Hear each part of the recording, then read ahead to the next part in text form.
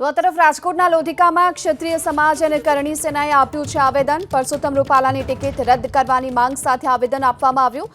લોધિકાના અલગ અલગ ગ્રામ્ય વિસ્તારના યુવાનો જોડાયા હતા। આવેદનપત્ર આપવા સમયે તો પરસોત્તમ રૂપાલાને ઉમેદવાર તરીકે બદલવામાં આવે, તેમની ઉમેદવારી રદ કરવામાં આવે, આ માંગ સાથે આજે લોધિકામાં ક્ષત્રિય સમાજ અને કરણી સેનાએ હાલ તો આવેદનપત્ર આપ્યું છે।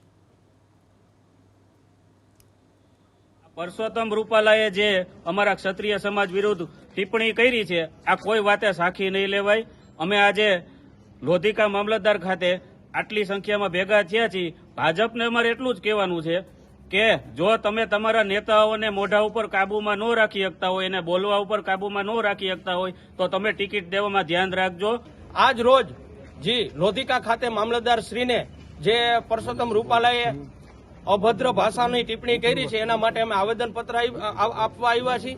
અને પહેલા તો આમને ઇતિહાસ શીખી લેવો જોઈએ, કારણ કે આ વ્યક્તિને કઈ ઇતિહાસમાં ખબર પડતી નથી।